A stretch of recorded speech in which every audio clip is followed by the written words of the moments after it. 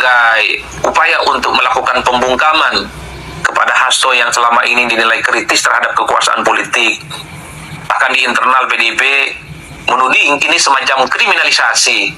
Nuansa politiknya jauh lebih besar ketimbang dengan persoalan-persoalan hukum yang sesungguhnya.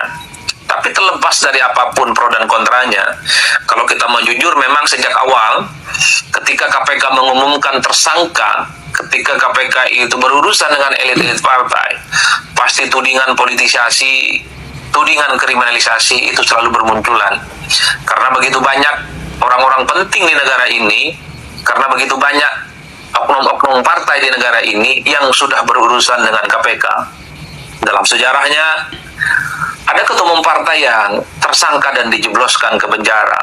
Dalam sejarahnya, KPK sudah mentersangkakan dan menjebloskan ke penjara sekjen-sekjen partai, bendahara partai, dan seterusnya.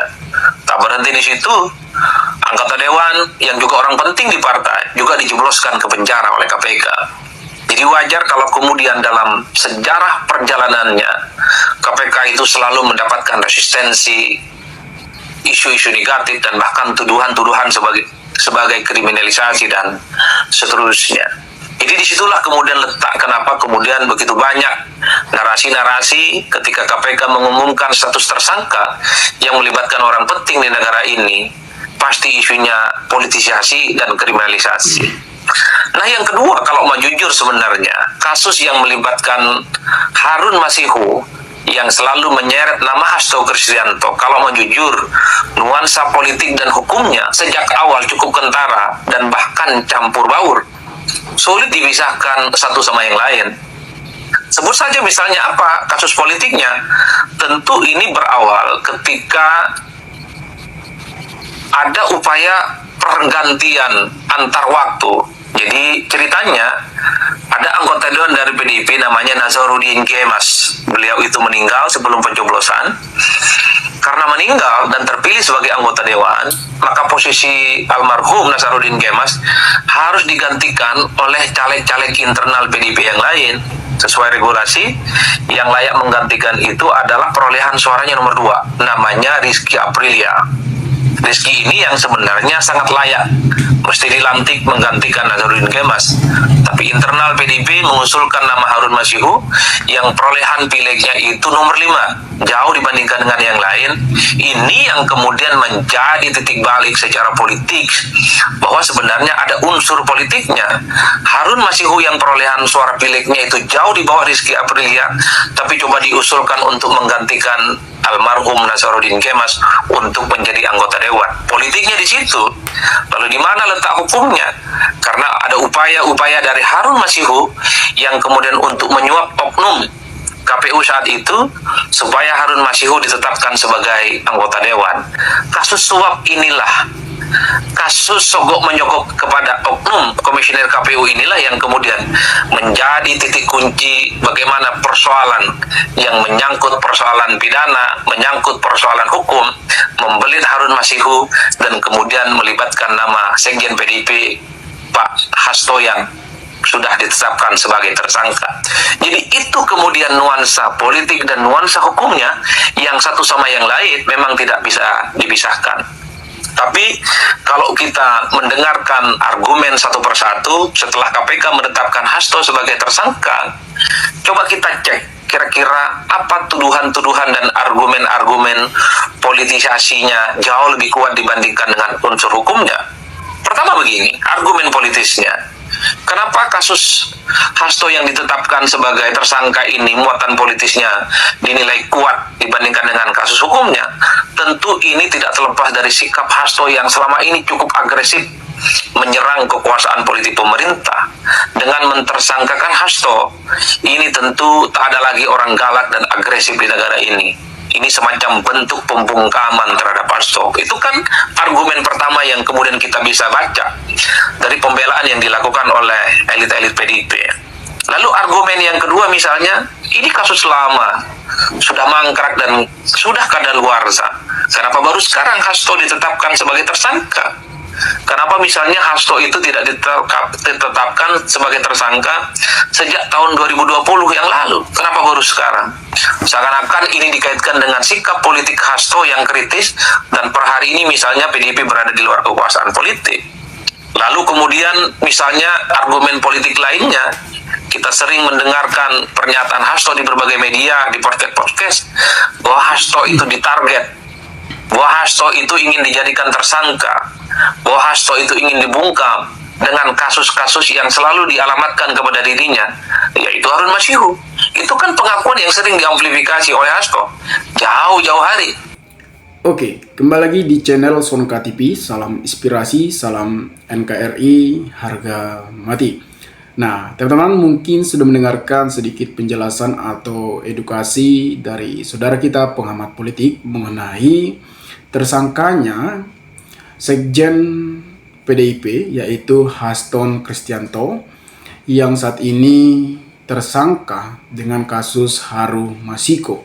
Tentunya ini sangat menarik dan sangat bermanfaat bagi kita masyarakat agar kita mengetahui apa politisasi atau permainan di KPK, karena kasus ini cukup sudah lama, 5 tahun lalu. Tentunya kenapa Haston baru di 2024 baru tersangka. Nah, ini kan membuat kebingungan karena ini ada sangkut pautnya atau tindakan-tindakan agresif seorang Haston yang mengkritik kepemerintahan di masa mantan Presiden Jokowi, bahkan Prabowo Subianto. Ini sangat menarik karena kalau kita lihat ujung politik saat ini memang jauh sangat memanis. Dan apalagi sekretaris jenderal Partai PDIP ini sangat agresif dan sangat integritas yang sangat tinggi dan diketuai oleh Ibu Megawati Soekarno Putri. Dan saya yakin bahwasannya Ibu Megawati pun tidak akan diam, dan kita juga tahu bahwa Partai PDIP ini sangat konsisten dan sangat kuat dalam mempertahankan politiknya untuk menegakkan yang kebenaran. Kenapa KPK baru tetapkan Haston jadi tersangka setelah kasus Harun Masiku 5 tahun? Tentunya yang telah dibahas oleh saudara kita tadi, dan mungkin juga teman-teman juga sudah memahami apa yang disampaikan oleh saudara kita ini, dan cukup memang ada kaitannya dengan tindakan atau agresifnya Haston di saat Haston yang baru-baru ini juga sedang viral dan diperbincangkan di media sosial mengenai agresifnya membongkar tindakan Joko Widodo pada masa jabatannya pada 2019 sampai 2024. Teman-teman, kalau kita lihat memang situasi politik saat ini, bagaimana tanggapan saudara-saudara mengenai edukasi yang telah disampaikan oleh saudara kita tersebut, dan kita bisa lihat pandangan sudut dari Partai PDIP. Saya yakin bahwasanya Partai PDIP juga akan mengambil alih dan akan tidak terima dengan tersangkanya Haston Kristianto. Kenapa saat ini beliau ditersangkakan oleh KPK? Komisi Pemberantasan Korupsi telah menetapkan Sekjen Sekretaris Jenderal Partai Demokrasi Indonesia Perjuangan Haston Kristianto sebagai tersangka. Nah, Haston ditetapkan sebagai tersangka dalam kasus dugaan suap Komisioner KPU Wahyu Setiawan atau menghalangi proses hukum terkait perkara Harun Masiku yang terjadi pada tahun 2019. Nah, ini kan sudah cukup lamanya, teman-teman, pada tahun 2019, sedangkan sekarang 2024 menuju 2025, dan diumumkan tersangkanya oleh Haston yang diumumkan oleh KPK pada tanggal 24. Ini bentuk seperti hadiah Natal dari KPK tersangkanya Haston Kristianto tersebut. Nah, sebagaimana diketahui, Harun Masiku adalah mantan calon anggota legislatif PDIP yang menjadi buronan KPK sejak tahun 2020. Harun Masiku diduga melakukan suap terhadap ex-komisaris KPU Wahyu Setiawan pada pemilihan umum pemilu 2019, dan Haston disebut terlibat dalam kasus tersebut. Lantas, mengapa Haston baru ditetapkan menjadi tersangka oleh KPK, padahal kasus tersebut sudah berjalan selama 5 tahun, bahkan sudah menuju 6 tahun. Jadi, apakah ini permainan Jokowi atau Mulyono?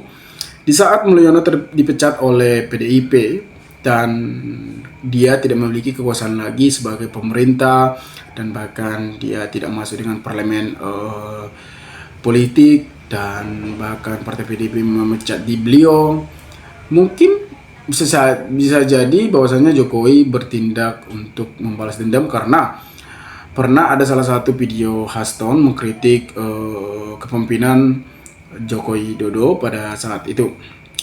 Sejak kapan Haston dicurigai terlibat kasus Harum Masiku? Nah, ini sebagai pertanyaan bagi masyarakat juga.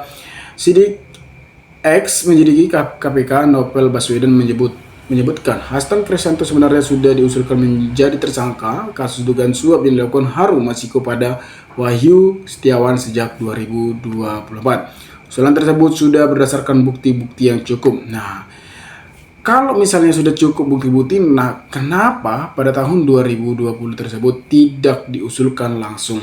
Apakah di saat masih menjabat Joko Widodo? Apakah ada permainan di sana? Nah, kenapa di saat Haston sangat agresif mengkritik pemerintahan, memang ini adalah salah satu pembungkaman agresifnya Haston. Tapi kalau kita lihat memang Haston inilah sangat tegas. Menurut saya tidak ada salahnya sih, teman-teman. Nah, teman-teman mungkin harus tidak percaya dengan hal-hal yang tidak harus dibenarkan. Nah, namun saat itu pemimpin KPK belum menyetujui penetapan Hasto sebagai tersangka dalam meminta Harum Masiku ditangkap terlebih dahulu. Kondisi tersebut menjadi salah satu faktor yang menyebabkan penanganan kasus dugaan suap Wahyu Setiawan menjadi berlarut-larut, akibat dalam perjalanannya menimbulkan sebagai anggapan seolah-olah ada kepentingan politik. Diketahui bahwa kasus ini sudah ditangani sejak 2019, namun Haston baru ditetapkan sebagai tersangka pada 2024 pada tanggal 23 Desember. Nah, hal ini tentu menimbulkan sebagai pertanyaan di bidang publik. Namun, Ketua KPK Setiawan Budianto menjelaskan kasus ini kembali muncul karena telah ada kecukupan alat bukti yang dikumpulkan. Mungkin ini kita sarankan lagi kepada pengamat politik lainnya, dan bahkan untuk KPK berambil tindakan yang benar dan dituntaskan dengan benar. Apakah benar-benar Haston Kristianto ini benar-benar melakukan penyuapan pada 2019? Mungkin ini kembali lagi kepada saudara-saudara, teman-teman. Ini yang bisa saya sampaikan. Jika ada pertanyaan atau tanggapan teman-teman, maka berikanlah tanggapan teman-teman di kolom komentar agar kita bisa saling tukar pikiran satu antara lain. Salam inspirasi, salam NKRI, Sonka TV melaporkan.